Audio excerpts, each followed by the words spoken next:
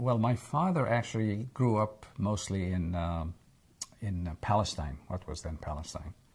But his parents were from Iraq or northern Iraq, and it's a little bit confusing because they were all over the place. They were merchants. My grandfather was a merchant, and he traveled all over the place, from Tiflis in Georgia to Baghdad, all over the place. And so he actually, on one of the trips, he ended up being in Palestine, and he grew up there with one of his uncles. His mother had two brothers living in Palestine who had never left, I guess. And from there he went eventually, when he was an adult, he went to Egypt. I did not meet my paternal grandmother. My grandfather had passed away, but I did not meet her until we were in Israel, and we found her in one of the absorption camps. And it was a shock for me. Actually, it was a shock for all of us, including my father, because he hadn't seen her in many, many years, like probably about 30 years, 35 years. And when we saw her, it was at night, and she was wearing very traditional clothes. You know, she was wearing pantaloons and a vest and a head scarf, and all embroidered by hand. It was just very, very exotic looking for me, because I came from a very Western culture, and it was shocking for her too, because she at first did not recognize my father. So she spoke in Aramaic, and he had forgotten the Aramaic. He didn't remember it. And then they spoke in another language, which I'm not sure what it was. I believe it was Urdu, but I'm not sure. And he still did not remember that either. And eventually, because they both knew a little bit of Hebrew and a little bit of Arabic, and eventually they understood that he was really her son. And my father's brother, who had come from Iraq also, just before their mother had arrived, was there at the meeting. And he sort of facilitated the meeting between the two of them. And it was great, because it was a homecoming thing for her, for everybody, really. And eventually, when I was in the military in Israel, I went to visit her quite regularly in Tel Aviv. And she was the most gracious person ever. Well, that's it. I think I developed a relationship with her. She told me some very interesting stories. Apparently there were she had 10 children, 10 boys and one daughter. And all of them died except for my father and one other brother that he had. But they all died in Iraq. The daughter and her husband, who was my grandfather, were murdered. On one of their trips, they had gone, and she told me this story, so that's what I heard directly from her. On one of the trips, he had taken his daughter with him, and they never came back. And so she hired people to look for them, and they found the bodies, but they could not identify the bodies very readily, except for her long hair.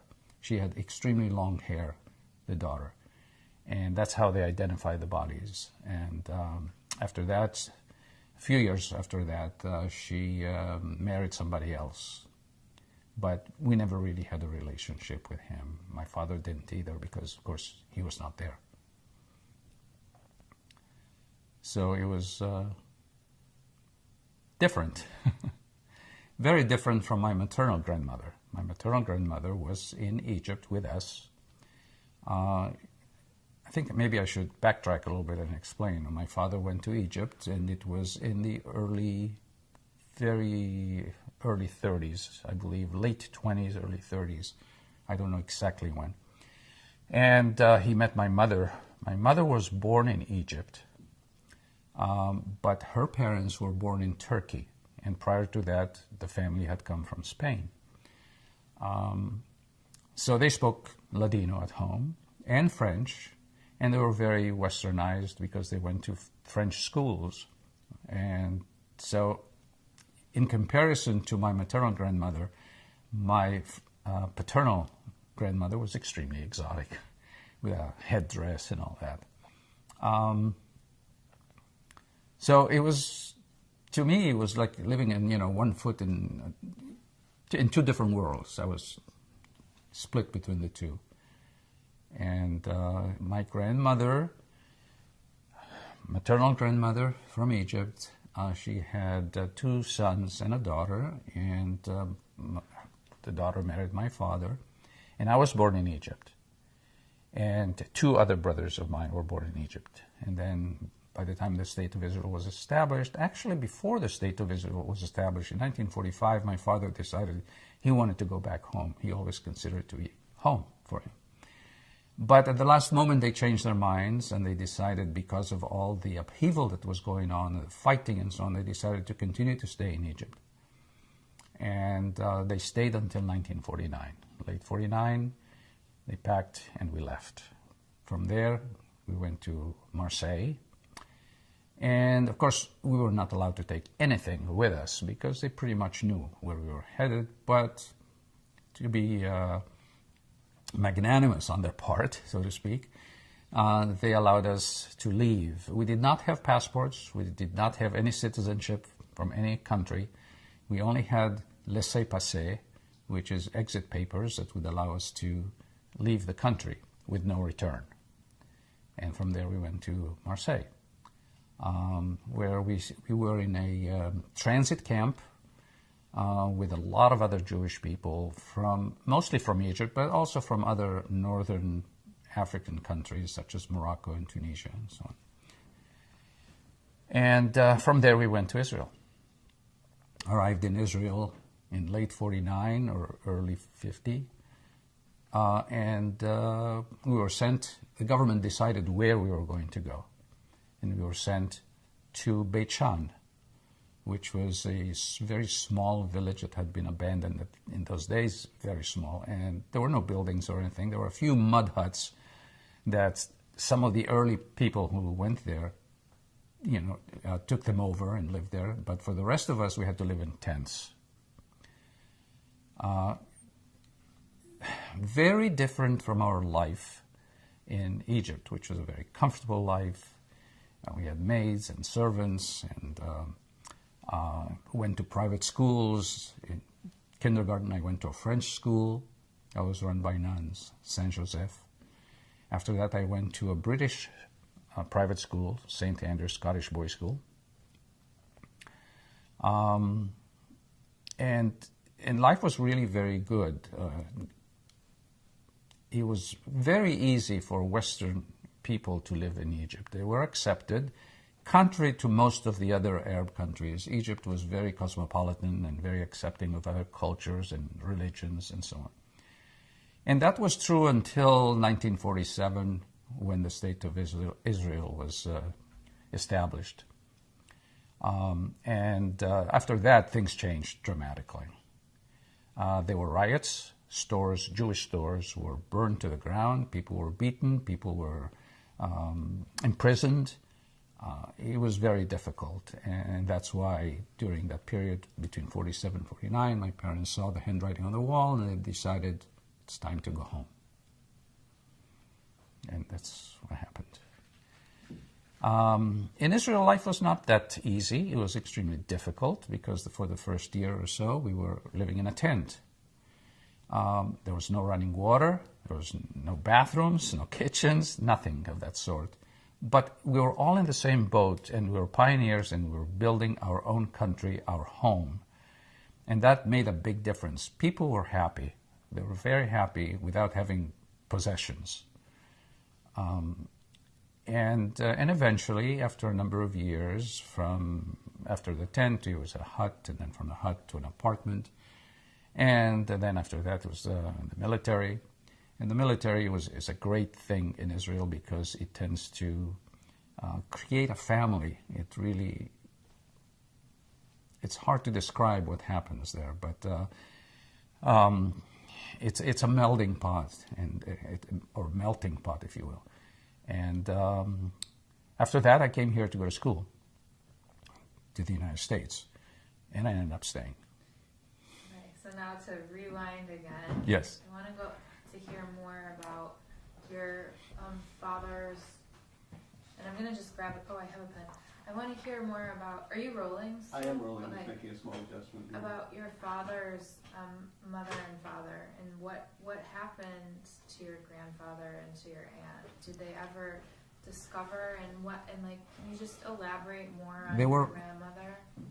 My father's mother. Yeah, and also your grandfather too. What Yeah. was the story? Well, they were apparently they were traveling by caravan, and that's how they traded. He was a merchant and a very successful one at that, because he had very tight connections with the government, and they all knew him. He was quite wealthy, well-to-do, and he was traveling on one of his buying trips, and he was murdered. The caravan was plundered, and I don't know.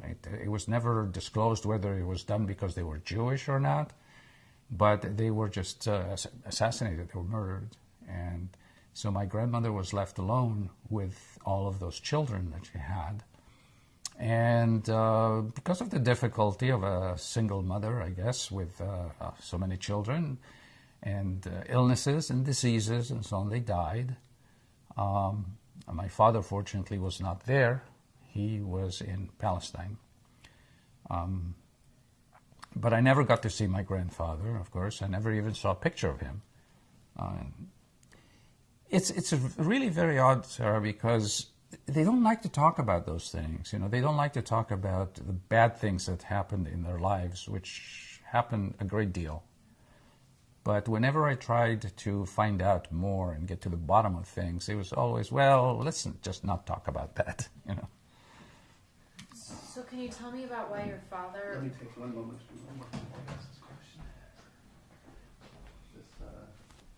This crystal is making. Yeah, I noticed that. You're gonna have little rainbows floating above your head. Not anymore, you won't.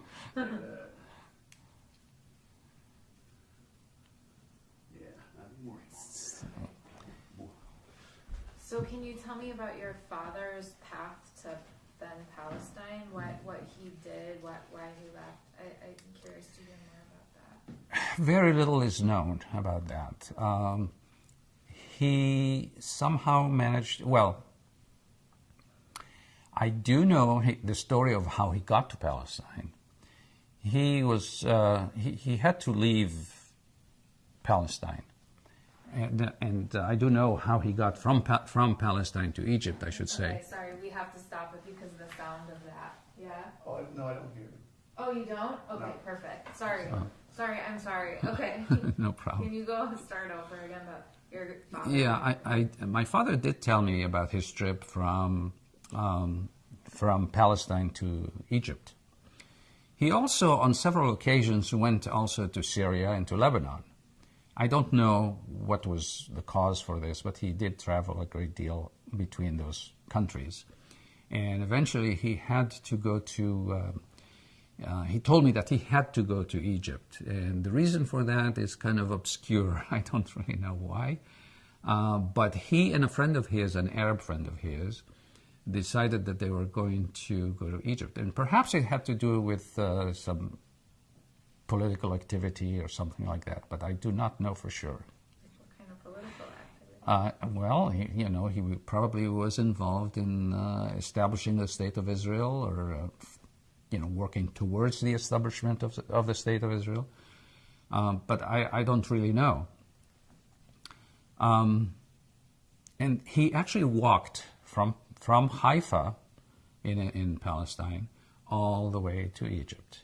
And because they didn't have GPS or maps or anything like that, they actually walked along the railroad tracks.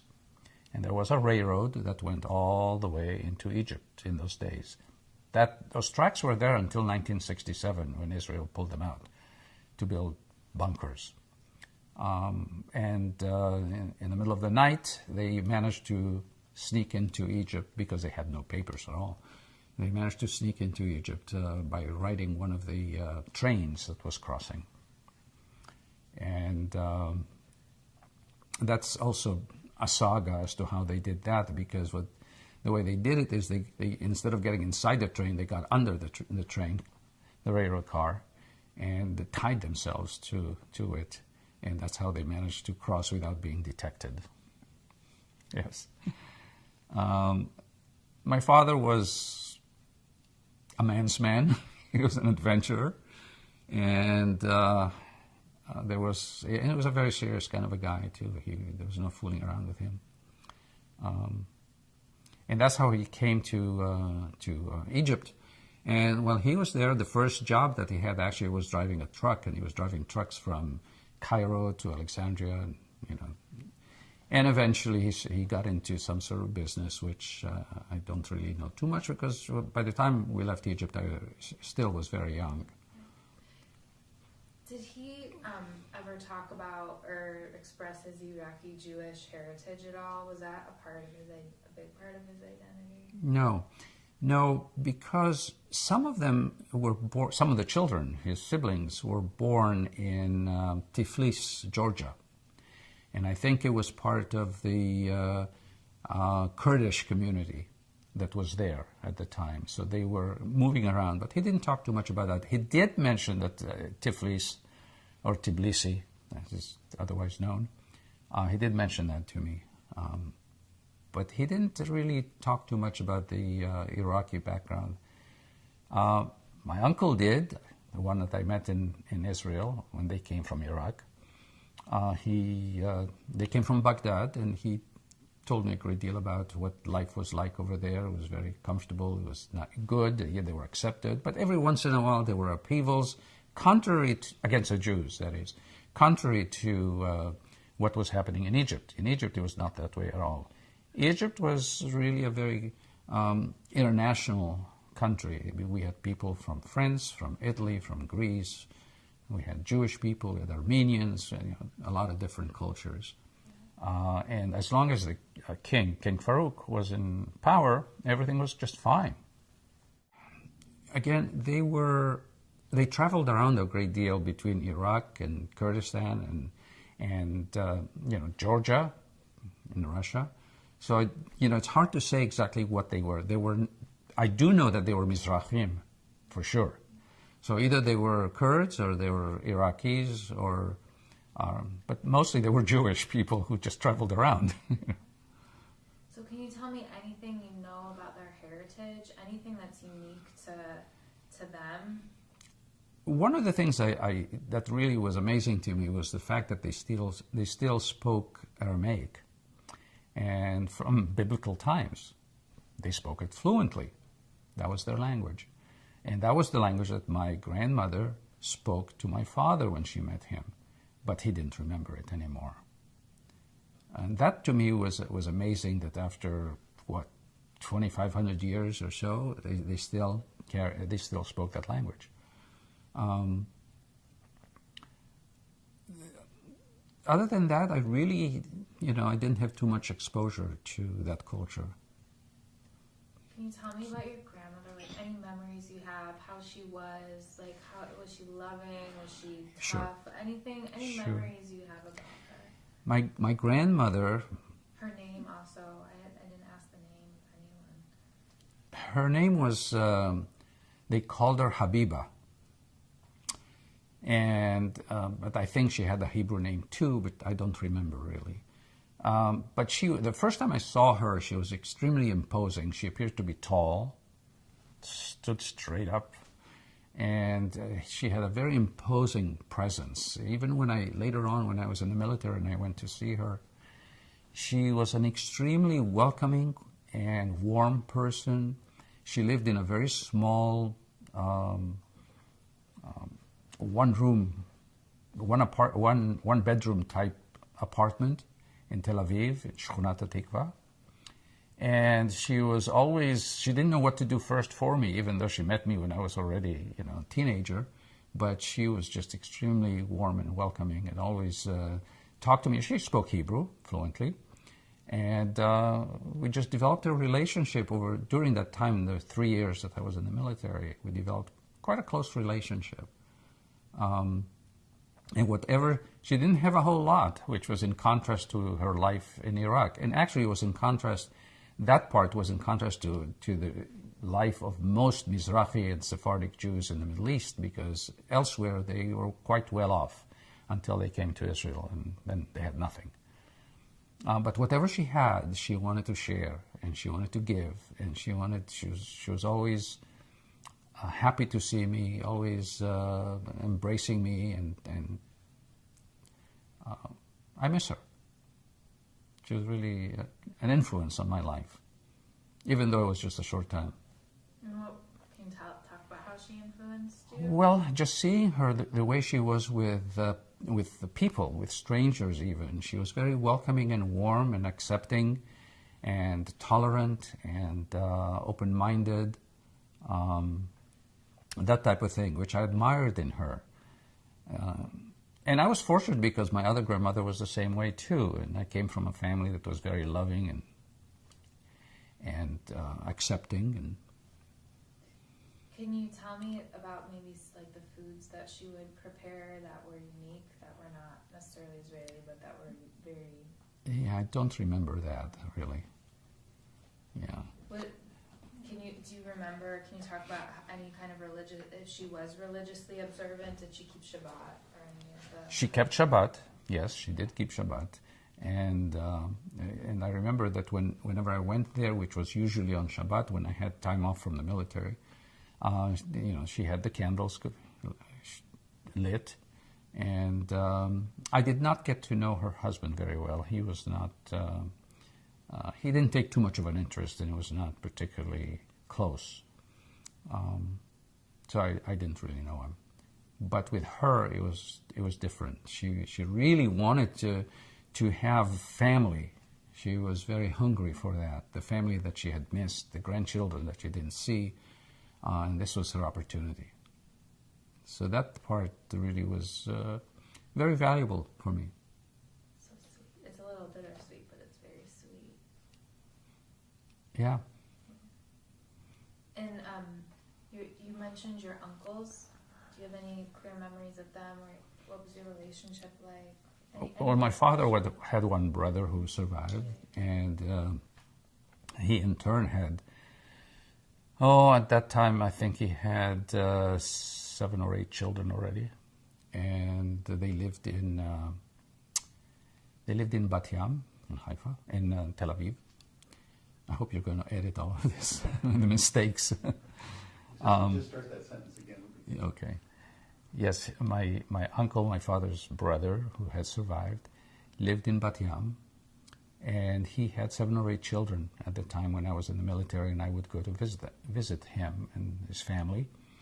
Also, very generous, very giving, very welcoming.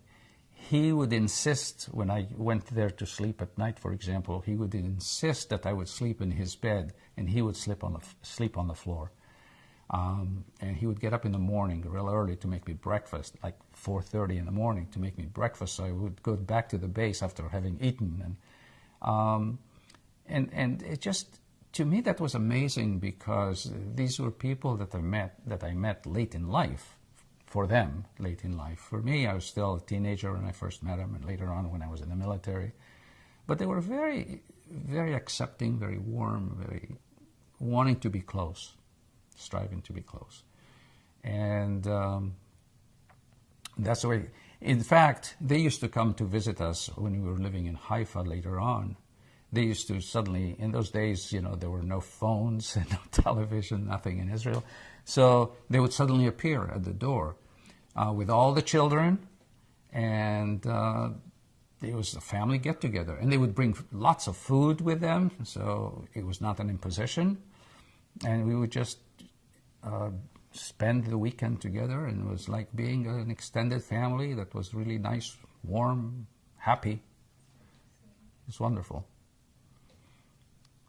Do you have any memories of your uncle or your grandmother talking about the relationship between the Jews and the Muslims in Iraq or in the Arab world? I mean, what did you hear from them? Not much, other than that there were riots, that there were pogroms, that they would kill Jews periodically. Occasionally there were riots. There were some also in Egypt. Not as many in Alexandria, where we lived, as there were in Cairo. But even in 47, 48, And 49, first part of 49, there were quite a few riots, and they would come out of their... the Arabs tended to live in places that had courtyards. So you walked through this front door into the courtyard, and inside the courtyard there were many little apartments, if you will. And they would come rioting, pouring out of there. You'd see one gate open up, and many, many Arabs coming out yelling that they were going to slaughter the Jews. And in fact, they did come to our door, and the doorman at the door, he said, no, you're mistaken. He actually saved us. He told them that there were no Jews living in this building. And he actually really did save us. But it was frightening. It was quite frightening. Because they would run down the street, burn cars, burn stores, break into stores, loot the stores, beat people up. And that's why it was time for us to leave and just go home. Do you have vivid memories of all? Yes, for sure. I have very vivid memories, because not far from where we lived, you could see them coming out of their courtyards. And I remember distinctly, very clearly, that my grandmother, my maternal grandmother, would see them out of the window, and she would be really afraid, and she would say, in Ladino, she would say, oh, they're coming out just like ants. And they were, there were just so many of them. And she would be really frightened. So, and that fright was always transmitted to the children as well, knowingly or unknowingly. But yeah, I do have very vivid memories of that. I have memories of that, and I have memories of the Second World War in Alexandria, because Alexandria was bombed by the Allies and also by the Germans, and having to get up and, as a child, a 4-year-old child, get up and get dressed in the dark and run to shelters with my parents, it was pretty frightening. So those years from the war and through the establishment of the State of Israel left an indelible mark on me that I'll never forget.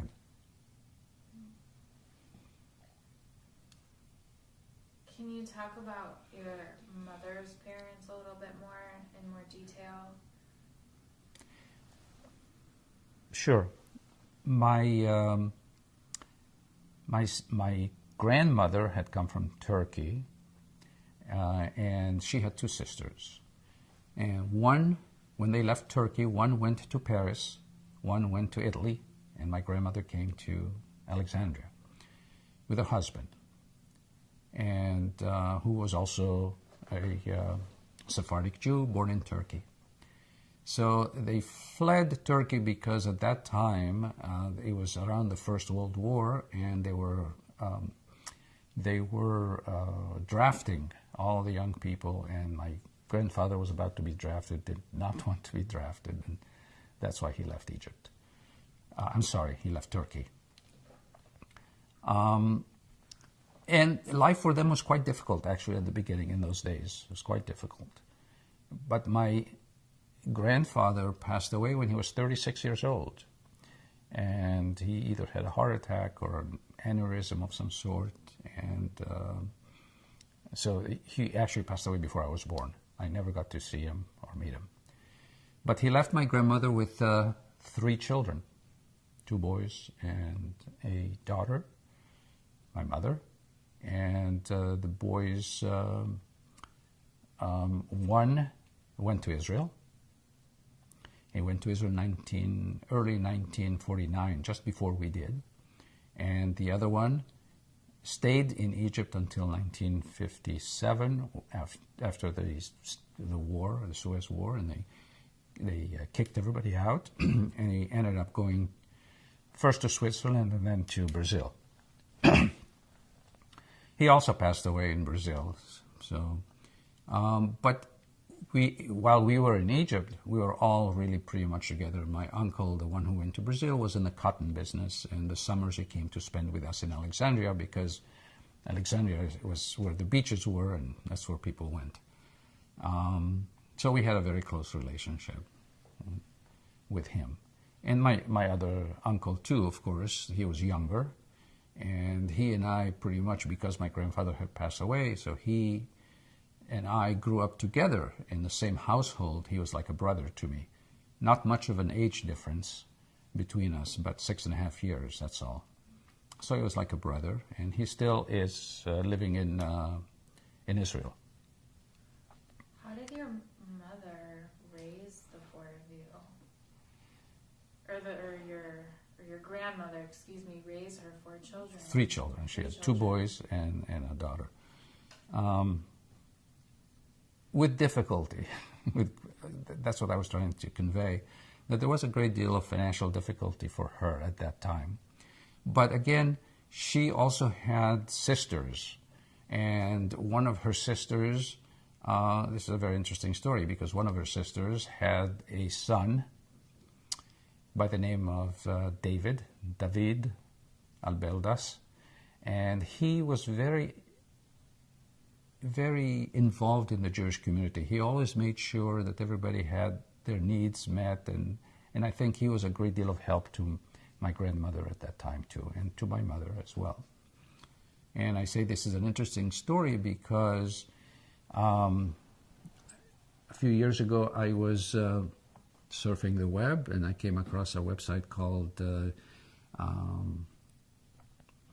Historical Society of Jews from Egypt, and I noticed that somebody had made an entry in there as a guest, and by the name of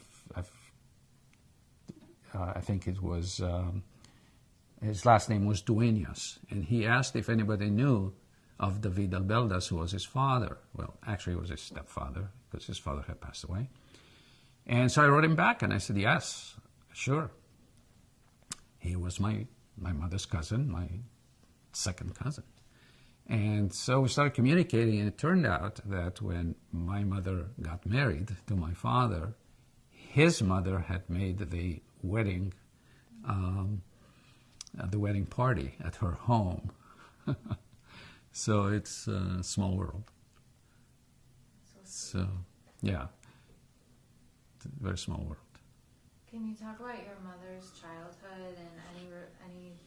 I mean, I know she probably has such a full, rich life, but what you know about her life, her childhood, and her young adult life. Well, because my mother, it was really did not have a father. She was only about 11 or 12 years old when her father passed away. She got married quite young to my father. So, and it was also because the situation at her home was rather difficult and financially difficult. So she did get married early. So there isn't really much to say about that, except that, getting married to my dad was really very helpful for the family, basically, because he, in a way, he raised my uncle, the younger boy, and he helped the family. Not much that I can say there. Can you talk about how your parents met each other and how that was arranged, especially since your mother was an orphan in a sense, she didn't have a father? How did your parents meet each other? Can you talk about that? Yeah, I don't think I want to. Really? Well, I can tell you. But the story goes that my father was actually sitting at a barber's shop, and he saw my mother walking by. And he turned to the barber and he asked, "Who is this girl?" And the barber said, "Well, she lives in the building next door or something, and she's so-and-so." And she was only about 16 at the time or so. But he warned my father, and he said, "You leave her alone. This is a very good family, fooling around," and so on. And my father, when he just saw her, he decided he was going to marry her. And he went, actually, and met my grandmother, and the first thing he did was become friendly with my grandmother. And got to know my mother, and that's how he did it, and eventually they got married. Do you think that for your mother it was also a marriage of love, or was it a marriage? It took a while for her. She was very young, and she really was inexperienced yet in the world, you know. And so it took a while, and then she realized that he was a very good man, and that he was somebody that she could love, and she did fall in love with him, obviously. So how did they settle into marriage, and where were they, and what were those first few years like? Well, they got married in a synagogue in Alexandria, Eliyahu Navi, beautiful synagogue. That's where we used to go also for the holidays and sometimes for Friday night services as well. I'm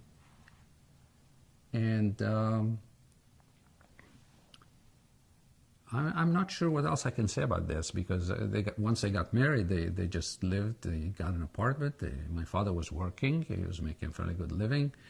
I don't know exactly in what, but probably a number of different things. This was not something, as a child, I never really asked, you know, what did you do when you were first married? I just never asked that.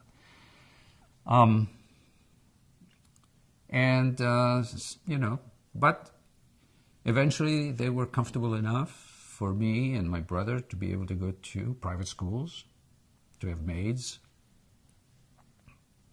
Can you talk about the Eliyahu Navi synagogue and the Jewish life within the synagogue? Yes. Eliyahu Navi's synagogue was a beautiful synagogue. I don't know if you've seen pictures of it, but it's just really something.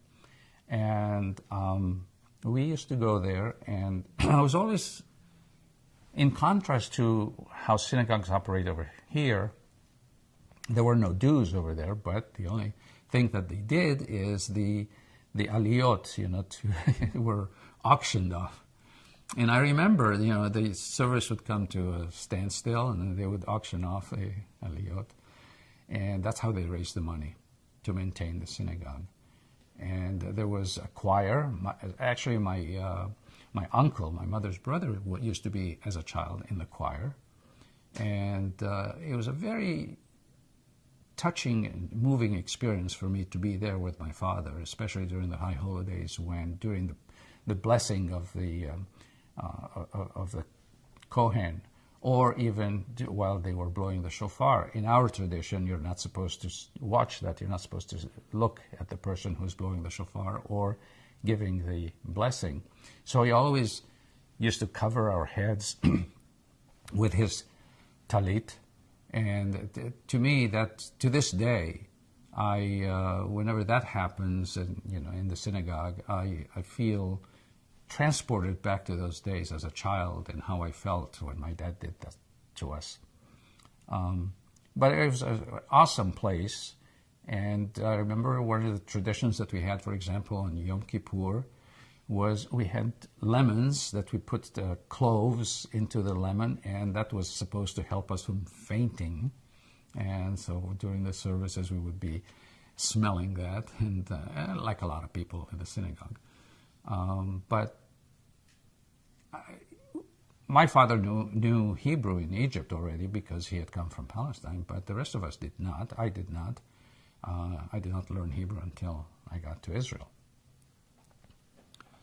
So the women and the men were separated. The women were behind partition.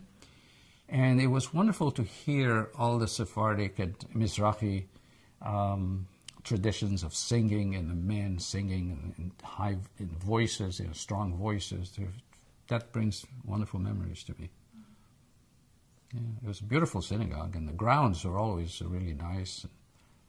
Not far from our home, we used to walk there. What was the relationship like between the Jewish community in Alexandria and the Muslim community there? You can talk about that. As I said, it was really good. Until because of the mixture of different cultures and religions in Alexandria, which is what I can really talk about, it was always very good. And when they came to the door, during the riots. Can you get into more detail? Like, say during the riots and whatever year it was, and Because it's kind of a little out of context. There were a lot of riots in Egypt, so if you can be a Yes. little more specific. Well, these were riots that really, the worst riots started after the establishment of the State of Israel. So in 1948 and 49, there were a lot of riots. And that's when they used to come pouring out of their homes, threatening to slaughter all the Jews, to cut their throats. And they did come to our door, and the doorman actually turned them away, protecting us, saying that there are no Jews. They knew there were Jews there, but he claimed there were no Jews, and he turned them away.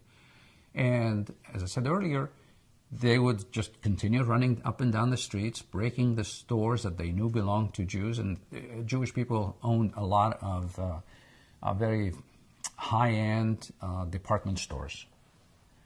And I remember very fancy department stores in those days for that time. And they would just break into the stores, smash everything, or either loot or burn the store. And if they caught any Jewish people, they would beat them up. Eventually, the government got involved also and started arresting people, like my uncle, or my cousin, I should say, that I mentioned earlier, David Albeldas. He was interned, they called it, but he was really imprisoned. And a couple of different times. And he was never let out of Egypt because, as punishment for being involved in the Jewish community, they would not let him out. So he actually died in prison. Yeah. He managed to get his wife and children out of Egypt, and they went to Israel, some of them came here. They're now in Florida. But he died in Egypt. He could not, they would not let him out. What years? Well, this was in the mid-50s, probably around 57, 58. I heard about the imprisonment of the Jewish men in the 60s. I didn't know it also happened. Well, the first time it was after the Suez War that Israel and France were involved in England. That's when he was imprisoned for the first time. After that, in the 60s, again, he was imprisoned again. And he was there for 2-3 years in prison, and that's where he eventually died. In the 60s, he died. But so, for them, for the people who were, I should say, after the establishment of the State of Israel, people who identified themselves as Jews, or who were involved in Jewish activities, youth movements, for example, that sort of thing. These were the people who really bore the brunt of it, and they were interned or imprisoned or kicked out or beaten by the government, not just the mobs. Can you talk about your memories and your experience? And first of all, how old were you when you left for Israel? You were very young. I was 10. So do you remember Alexandria clearly? Yes. On the street? So what were your friends like? What was your day? Well, okay. In my school, St. Andrew's Scottish Boys' School, we were mostly, with the exception, I think, of that I remember, one Arab student who came from a very wealthy Arab family. The rest of them were either Jewish, mostly Jewish, but also there were some Italians and Greeks. In fact, some of my Jewish friends from my class are currently living in Italy. They went to Italy. It was, as I said, it was a private school, a lot of wealthy people there. And I remember just spending, the Saturdays was the day that the kids got together at the park, and we played all kinds of games and went to the movies and together. It was very safe in those days because it was before the State of Israel. And it was very safe. Nobody really bothered us, and the fact that I would walk to the park by myself was of no concern to anybody, really. Later on, in 47, 48, 49, that's when things got to be really bad. And I remember for example, once we used to fly kites, my uncle and I, we used to fly kites, and the Arab children used to fly kites as well, and sometimes our kites would get tangled, and when they got tangled, usually it was their kite that would break. And so eventually they got a hold of my uncle and me, and I was a lot younger than, not a lot younger, but I was 6.5 years younger than my uncle, so they got a hold of him and they beat him up pretty badly. And it was in one of the parks, and they threw him into a grove of cactus.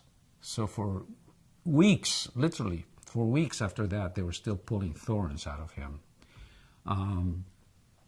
I ran away because they let me run away, actually, because I was too small, too little for them to do anything about it. But he was the one who bore the brunt of it. And that was already, I would say, 1948. Did you ever experience like fear from your parents? Can you talk about any fear that you saw in them because of the situation, if you saw any fear? Yes, the fear I mentioned earlier, that was mostly from my grandmother, my maternal grandmother, who at that time was living with us. And when she saw the Arabs running around the streets and looting and breaking and burning, and she would get pretty frightened. That fright was transmitted to us because we would see how frightened we were. Children, and the adults were frightened. So my mother, and my grandmother were quite frightened of it. Yes. Can you talk about like the final thing that kind of told your parents it was time to leave, the straw that broke the camel's back or whatever? There was one event that just they said this is it. Again, I don't recall specifically because I was so young. They didn't probably share everything, all their thoughts with me. But I think it was a combination of things. First of all, it was, for my father, it was going back home. It's something that he really wanted to do for quite some time. Secondly, he also thought that if we went to Israel, he would get to see his family, his mother, his brother. Thirdly, I think the situation was getting to be very difficult, and people who had any sort of connection with government officials or influential Egyptians knew or were told in confidence that things were going to get really much worse for the Jews. So it's a combination of all these factors. The Jewish people were not able to get the jobs that they had before. They were afraid. We all had maids and servants who were Egyptian Arabs, and that was an element of fear because they were in our homes all the time, and we never knew what they were going to do. So I think perhaps there was no, in our case at least, there was no one single incident that drove us out of there, because we left quite early before things got really bad. Can you talk about the day you left, your memories of it? The day we left. All I remember really about the day we left was going to the port. I remember there were a few things that we were able to take with us, and some of the things that we had to just vacate out of the apartment. I remember that we had the workers coming and carrying the stuff out. That's kind of stuck in my head because our beds and our everything that we had, the furniture, everything was being taken out of the place where we lived, the apartment. And then being driven to the seaport by one of my uncles, and standing there and saying our goodbyes and not knowing if we were going to see each other again, especially the uncle who, my mother's brother, not the youngest one, but the middle one, who was very close to me because as a baby, as a little child, he used to spend a lot of time with me and help raise me. In Egypt, it was customary that during the summer, people took vacations. They did not work, kind of like in Western Europe. And so he would come from the town, the little villages where he used to work because he was in the cotton business, and he would come to Alexandria and spend the summer with us. So we had a very close relationship. Our family was always very close. And he drove us, and I remember that very well, very clearly. And, you know, the tears and the embracing and not knowing. And we left our grandmother there, and we left our uncles, one uncle there, one had already left, and not knowing if we're going to see them again. That I remember very well. Then getting onto the ship and going to Marseille, which took 7 days to get there. Very, very, they separated the men and the women. And the children were with the women. And there were old ships that were converted, cargo ships that were converted. And making it to Marseille. Now, in Marseille, they took us to a transit camp. They said, this is where you're going to be until the transportation to Israel can be arranged. So we had people from Israel who would come and teach us a little bit of Hebrew and give us Jaffa oranges for the children, that is. And they were shlichim, you know, from Israel. I remember very clearly one day playing ball with some of the children in that camp. This camp actually had a fence around it. We were not supposed to leave that area. The French did not want us to mingle with the rest of the population. And I remember the children, the French children, coming to the other side of the fence and swearing at us and calling us in French, dirty Jews, sales juifs. And this was only less than 5 years after, 4 years, after the Second World War and after what had happened to the Jews in Europe. And they still, only 4 years later, they still had a lot of anti-Semitism in France. And so that sort of thing stuck with me because nobody had ever called me a dirty Jew in Egypt. I had never heard it until I went to France. And that's, you know, we came to believe that our place really is Israel. That's the only place where we're going to be accepted. It must have been really hard for your mother to leave. Extremely hard for my mother, extremely hard. And as a matter of fact, she was just talking about this a week ago, and she said that quite often she would go to sleep at night crying, night after night. She would be crying about how things deteriorated, everything.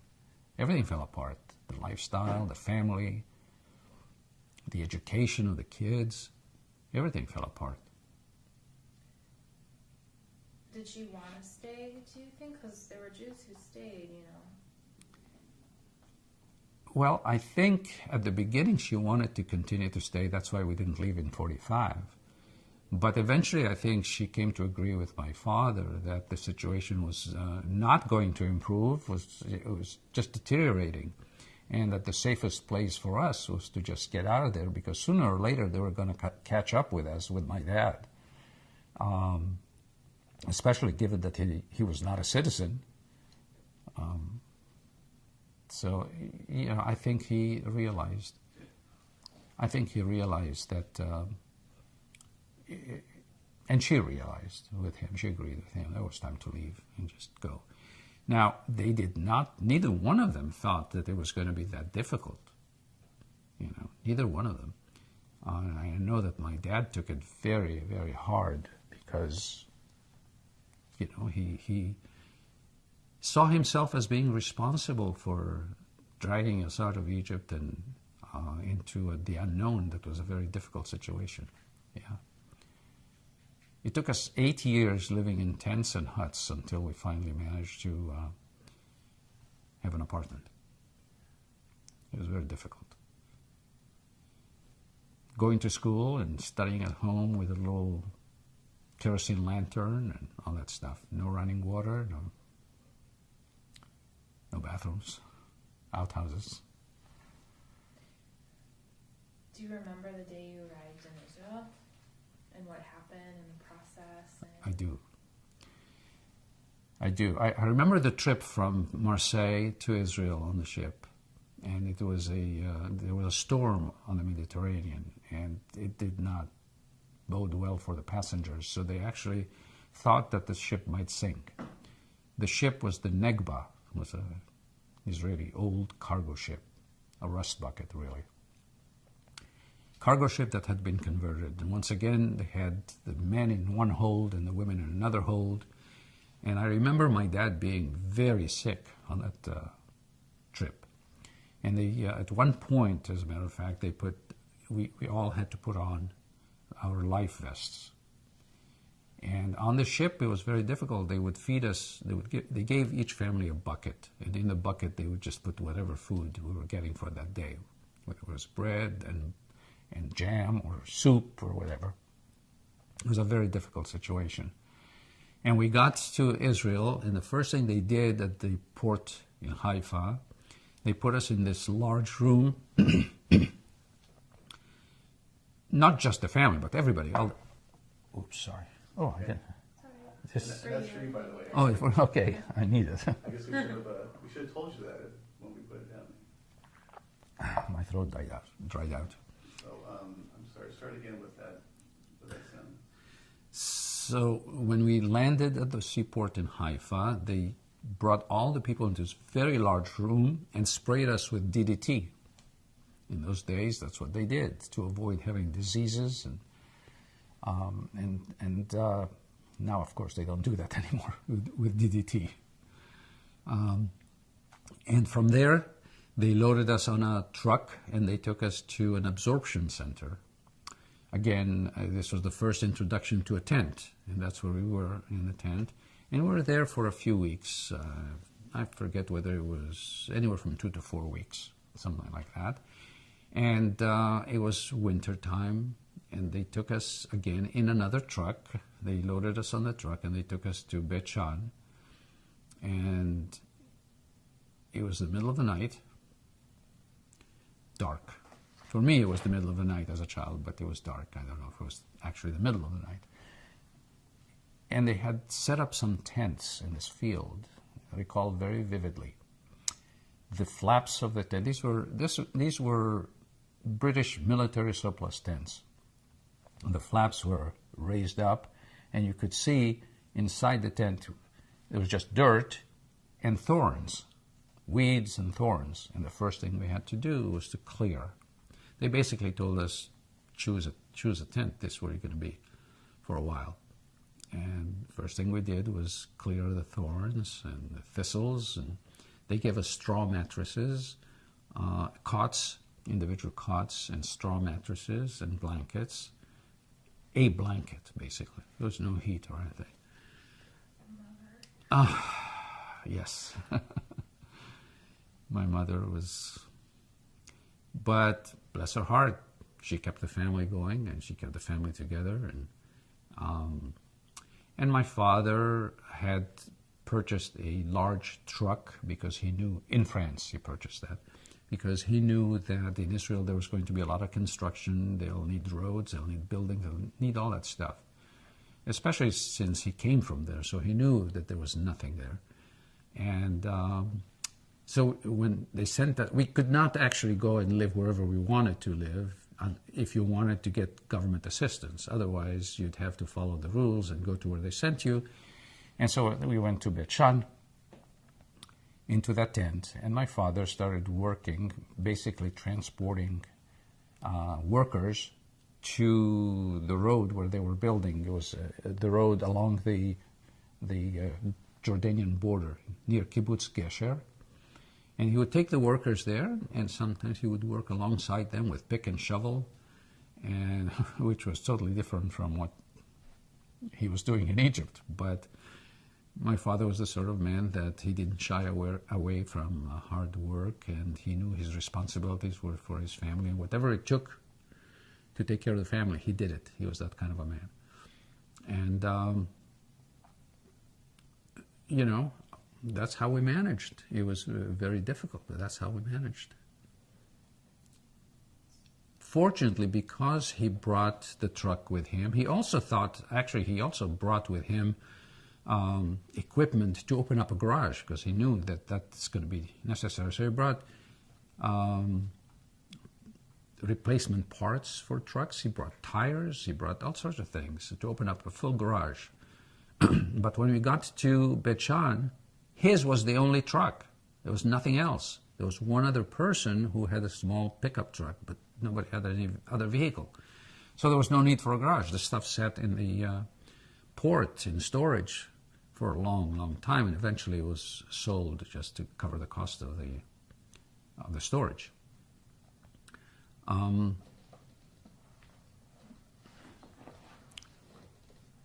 What else can I tell you about that? When you got to Beit Shean, was the Mabara already there? Were you guys like the first people? We were the first people there. There were those people who had arrived at Beit Shean just before us. Oh yes, there's one more thing I could tell you about Beit Shean. People who had arrived just before us to Beit Shean, they took the little mud huts that the Arabs had left behind when they fled. But the rest of us did not have that luxury. We just had tents. And they had just erected, the authorities had erected those tents, and people were just pouring in from everywhere, from Yemenites and Egyptians and you name it, from everywhere. And that's where we lived. Iraqis were alongside us. And nobody had a common language. So, you know, it was very difficult to communicate. But eventually everybody started to learn Hebrew. And because the children were learning Hebrew in school, that was one of the most important things they did, is they had a school, no matter what. They always had a school, and they had youth leaders who did activities with us, the children. So we would bring the language home. We would teach our parents how to speak Hebrew. And as children normally are, we didn't want to talk, to speak in French or English or whatever the other language we spoke at home. And we did speak several languages at home. We spoke French and Spanish and English and a little bit of Arabic, not a whole lot, because we were not really very integrated into the Egyptian, not having been there for many generations like some other people. That was a little bit different. What was this like for you? I think we're still really anxious that the sun is, the earth is turned in such a way that I need to change something really fast. Your poor mother. It was very difficult for her. It was very difficult. Yeah, she. Privileged life in Egypt. Yeah. She was just thrown into something that she did not expect or anticipate and didn't know how to deal with it. But she rose up to the occasion, and she is a remarkable woman. Yeah. In the Mabal, were there other Sephardic Jews? Yes. Yeah, there were. She was able to speak Ladino. Yes. Yeah. And that's what happened. So one of the families that we befriended in the Mabara, in Beit Shean, they were from Cairo, actually, but they were Sephardic Jews. And they got a permit to be able to move, to transfer their family, to Tira, which is near Haifa. And they asked my father to transport them with their belongings. And my father did that. He transported them, and he came back, and he said to us, "We are moving." I said, my mother said, "What do you mean we're moving? Where are we going?" He said, "We're going to Tira. It's closer to Haifa. We're going to be out of this Beit Shean." And she said, "Well, where are we going to live?" He said, "I padlocked a place." He actually he got a padlock, and it was a prefabricated Canadian hut, single wall, very small, about the size, smaller than these two rooms actually, smaller. And he just padlocked it, and we moved there. And then after that, the authorities came and tried to evict us because we didn't get a permit to move there. So that was a whole big fight. I'm so curious to ask you this, and this isn't related necessarily to this interview, but Beit Shean, there were a lot of Palestinians in that whole area. I mean, wasn't that an area where there were a lot of Arab communities? It's close to the Jordanian border. Very close, about a kilometer and a half. Was there any awareness amongst the people who were settling there? Like you said something about the Arab huts, that there was another population of people who fled there, or that? Yeah, I mean, we knew that they had fled. We knew that the Arabs had left, and, but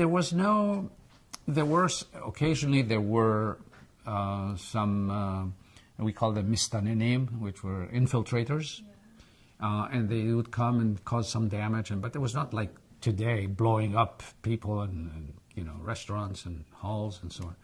It was not. It was a few incidents here and there. And as a result of that, actually, while we were in Beit Shan in the Ma'abara, there was in the center of this little village, where the little mud and straw buildings that the Arabs had left behind, in the middle of that, there was a compound that was originally a British police station. And it was built like a U-shaped compound and with a gate in front. And so they would come and collect all the children just before sundown every day. So during the day we would go to school, in the afternoon come home. Later in the afternoon they would come and collect the children, and then we would spend the night over there to be safe. Interestingly enough, that's where I met my cousin who had come from Baghdad. He was one of the soldiers who was guarding the place. So all that stuff I was kerfuffling around, you probably wouldn't do it again. I don't know. It's okay. It's okay? I think it's okay. There's going to be a lot of There's editing. Yeah. No, it's okay. How did you make that connection? Well, the soldiers befriended the children because we were all like 10, 11 years old, and there were little rooms all around this compound, and we would sleep. They had cots there for the children. In the morning, they would take us back home. But there were soldiers. There was a group of soldiers guarding the place, and they would befriend us. They would start talking, and we were talking to one of them, and his name was Jamil. He had come from Iraq, and we started talking. Well, who's your father? Who's my father? Da, da, da. And it turned out to be he was my first cousin, who had come from Iraq. His father, Yitzchak, was my father's brother. And so that was nice, because as a 10-year-old, 11-year-old, this guy holding this big gun is my cousin. So, yeah. That's amazing. And that must have been like a ray of sunshine in kind of a hard time, too. It was. And occasionally, they would come from the kibbutzim, like kibbutz Bet Alpha, for example, which was right next to Beit Shan.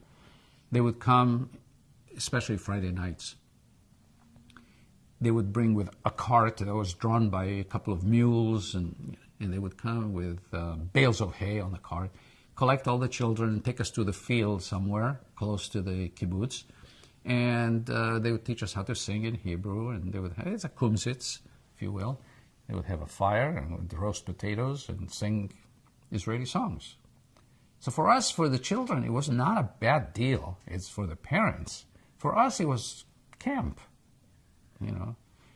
It was a different sort of camp. Israel's always camp for all children. I feel like. Yeah.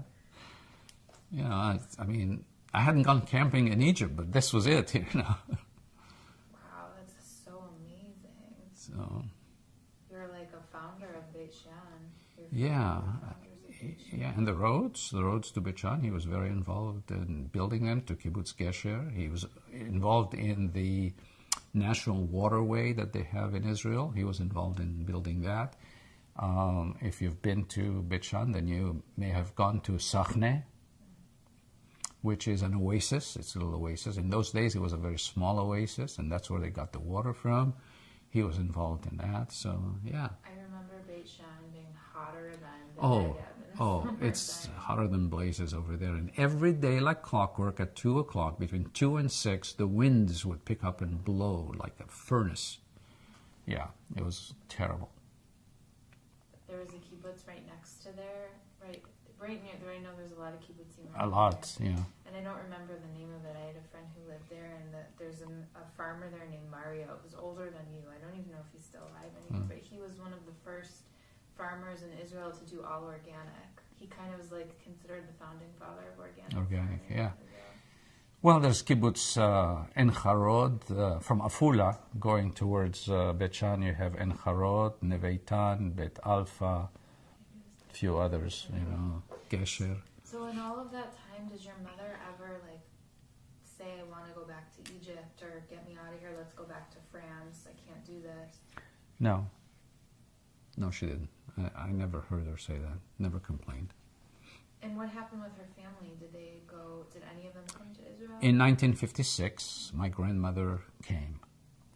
And then her son, who had stayed behind, stayed until 1957. And in 1957, he and his wife and children left. And they went first to Switzerland. He was in the cotton business, but they went to Switzerland. And of course, being in the cotton business, Switzerland is not ideal, so they went to Brazil. He came to Israel, actually, but he decided he did not want to stay in Israel. What about your uncle that was like a brother to you, the one who's only a few years old? He stayed in Israel all these years, yeah. He's, sadly, he's quite ill now. You have such a cool story. Yeah. So, again, this is not like, well, it is relevant. Did you experience a lot of racism when you were growing up in Israel? Yes. Yes. Being Sephardic, being what they call dark-skinned or brown-skinned, there was a lot of racism, yes. The people who came to Israel among the first waves of immigrants were European Jews, Ashkenazi Jews. And they took control of the country. They pretty much took control of it. And unless you had connections, you just couldn't get, ahead in Israel. It's very difficult. Even though my father was quite well established by then, and after we moved to Tira, for example, Tirat Carmel, he joined a cooperative of people who had trucks, doing construction work and transporting building materials and so on. And there was a lot of discrimination against him. There were two Sephardic Jews, he and one other Mizrahi, not Sephardic, and one other Mizrahi Jew. And I would go there. They would assign the jobs daily. At the end of the day, they would assign the jobs to each person. And sometimes he would be too tired because he'd get up at 3:30 in the morning to go to start the transportation of cement, for example. So he would be too tired, and when I got to be 17, 18, he would say to me, go and see what other job assignments you can get for tomorrow. So I would go, and I was always the last one to get the assignment that nobody else wanted. And sometimes there wouldn't be an assignment, but that's the way it was. And he had actually, he had to pay money to become part of that cooperative. And after he passed away, my mother, it's like he had a share in the cooperative. My mother tried to get that share. We were all here already, we couldn't help her. And they just ignored her completely. It was lost. Completely lost. What year was that? This was 71. That's terrible. That's so disrespectful. Yeah, the last thing that my mother needed was that. One more slap in the face. Do you have any sisters, or is it what are your? I have two brothers and a sister. My other two brothers were born in Egypt, also. My sister was born in Israel. They're all here, across the bay, in Berkeley. Is your sister and your mother very close to each other? Very. We all are, actually. We all are. But my sister especially. Because she was only 13 when my father passed away. He was only 52 or 53 when he passed away. The brothers, the boys were already gone from home, but my sister was still home. So she and my mother have an extremely close relationship. Yeah, I would think too, because your mother doesn't have any sisters. Right. And right. Yeah, it's a different kind of connection. Yeah. When the wars broke out in 1956 and then again in 1967, how do you think your mom, what was her experience of that, being that she's, an Egyptian Jewish woman, and here she's living in a country that's at war with? She did not have any strong feelings towards Egypt, not positive strong feelings. towards Egypt. So for her, it was Israel. We had to prevail. My brothers and I, we were all in the military. One of my brothers actually fought in the Six-Day War, and on both fronts, both in the Sinai and also in Syria. So we're very much part of Israel, and especially my younger brother. He is just so strongly Israeli. Yeah. Did your mother ever work in Israel? Yes. So can you tell me about her work and what she became involved in there? Yes, she actually had she started a workshop for making drapery. And that's what she did, especially after, and she actually started it while my father was still alive, and she would make the drapery. And in Israel, it's a big thing. The drapes are a very important thing. People replace the drapes like every 2 years or something. So she actually was doing quite well, and my father would do the installations. Later on, when he passed away, my brother was doing the installations, and so she did that until she came here. So, when did you guys come to the United States, and what were the triggers that compelled you to come here? I came here in 1960 to go to school. And I also met somebody who was an American girl, and eventually we got married. And let's see, I guess 5 years after I came, my brother came. And a few years later, I don't remember exactly, maybe 3 years or so after that, 3 or 4 years after that, my second brother came. And then my mother and my sister came in 1971 or 72. They came together. But my sister was called back to go to the service. So they went back. But she was released from the military because she was the only child that my mother had living in Israel with her. And they came back here. So they've been here since, my mother and my sister have been here since 71 or 72, something like that. Does your family still closely identify with being Israeli? And I mean, do you still have? Yes. Do you feel more like Israeli than? Like, how does your identity play out as a family unit today? Years after Egypt and many years after being in Israel. Yeah, that's a very good question, actually. Don and I were talking a little bit about this earlier. I've been here now for 55 years. It's a long time. It's a lifetime. And I do feel very American, if you will. But I feel that that's not the way Americans look at me. I'm a foreigner, partially because of my accent, partially because of my culture, whatever the reasons. So it's never, and it's very odd for me because when I'm in Israel, I don't feel Israeli either because now I have an American accent, and I was not born in Israel, so and I am dark-skinned, so it's very strange. So I don't feel Egyptian, I don't feel Israeli, I don't feel French, I don't feel American. I feel international, I guess. That's the best way to put it. That's a nice way of putting it. So I forgot now. What was the question? Just your identity, and also as a fit. Like, what's your mother's identity too? What? Well, she feels Israeli. Yeah, we all do. We all feel that basically that's our home. We may live overseas, abroad, or wherever, but that's our home. And we feel very strongly that the existence of Israel is extremely important for Jews throughout the world. Not just those who are in Israel, but for Jews throughout the world. It's our home, it's our haven, it's our heritage. That's where we feel safe. Mm-hmm. And what about your connection today to Egypt and to Iraq, where your parents and your grandparents are actually from, and your ancestors lived for thousands of years? Yeah.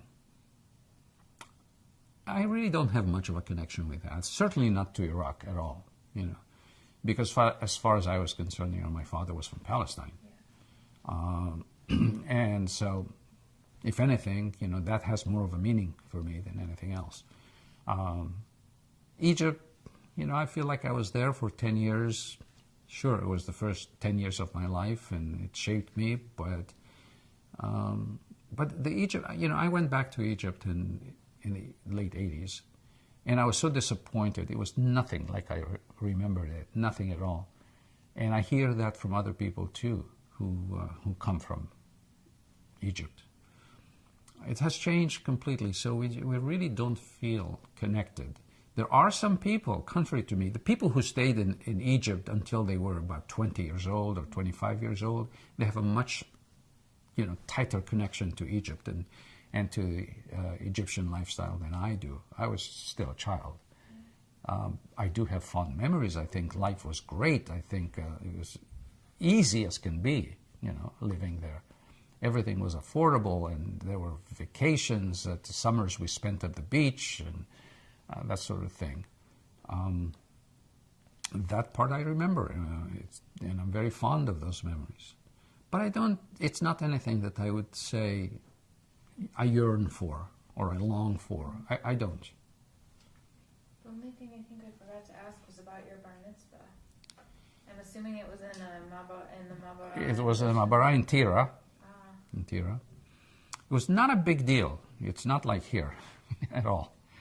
I remember my father at that time, after we moved to Tira from Beit Shan, my father was still working in Beit Shan, so he was really gone from home. He would come home once or twice a week.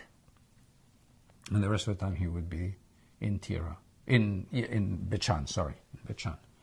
And so our neighbor, we had a neighbor who was actually Romanian, very nice man, and his wife. He actually taught me my bar mitzvah. And I think it was a Thursday morning. He took me to this little small synagogue, which was in the Mabara. My responsibility was to say the prayers, basically, from the lectern. And there were no speeches. There was nothing like that. It was just strictly a religious, thing to go through, a rite of passage. Did your grandmother in Shkuna Tikva ever come visit you guys in Beit Shan, or did she ever come to you to see you? No, we didn't. She didn't. We would go to her mostly because she was already older and didn't have the transportation we did. We had the means also much more than she did. So we would go visit her. Did your mother and her develop any kind of relationship to each other? Do you remember? Yes, there was a relationship, and there was always, my mother and my father always gave care packages because we were doing better than most other people. My father would go over to the kibbutzim and he would buy, and moshavim, and he would buy, whether it was chickens or ducks or eggs or vegetables or whatever. And so we always had stuff at home. And he and my mother would prepare care packages, basically, for his brother and his mother. And when he would go, usually regularly, and give them the stuff, because they needed. My uncle had, by that time, I think he had 9 kids, and he needed the help. That's good. Am I leaving anything out, do you think? Think it's good? I think it's good. Think it's good? I think so. I feel... I think it's the only problem with it is that it's all over the place. That's okay. It can be edited. Okay. I have a question for you. You said that the nice way of putting is that you felt international. What would be the not nice way of putting? Homeless. I'm in some ways, I'm really homeless. Actually, you should tell her that. Yeah, look at me and tell me that. Yeah, in some way, I think many of us, not just myself, many of us who are displaced like this through life and from place to place, we just feel homeless. We're not accepted, not fully accepted in any one place. We may accept the place, but it's not reciprocated. What about your Judaism? Has that provided you a feeling of identity at all? I mean, how does your Judaism play into all of this in terms of your identity? I very strongly identify myself as being Jewish. I'm more of a traditionalist Jew as opposed to a religious Jew. Unfortunately, I have seen some things that should not be there, what I'm about to say. You can edit it out. Yeah. I have seen some things in organized religion that I dislike tremendously here in this country. And so that sort of has pushed me away from it. But I am more of a traditionalist. I mean, I observe, excuse me, the holidays. We do, Shabbat. But not more than that, really. Yeah. That's been a source of disappointment for me, by the way, what I saw here, because I was executive director for 2 different synagogues here. One was Shereth Israel in San Francisco, and that was a very negative experience for me in terms of the clergy and in terms of some of the members of the community. And then I was executive director at Kol Shofar in Tiburon. That was a more positive experience, but nevertheless, I came to realize that for a lot of the clergy, it's not because, see, I grew up believing that a rabbi is a sage person, a leader of the community, somebody that you can turn to for advice and leadership and so on. And somebody who can pull the community together. We all looked up to the rabbi. That was my background. I held them in very high esteem, and we were all in awe of the rabbi, righteous people. And that's not the case. What I've come to realize is that many, many of them, not all of them, of course, but many of them are in it because, well, for a variety of different reasons, let's put it this way. Like what? Well, one of it, the money. Some of them, it's just strictly for that. Another is because their egos, to a large extent, that's what it is. But I've come to realize that they are just no better than the rest of us. They're just human with all the frailties, and maybe a little bit more so than many of us. American Judaism is kind of strange to me. Mm-hmm. You can turn it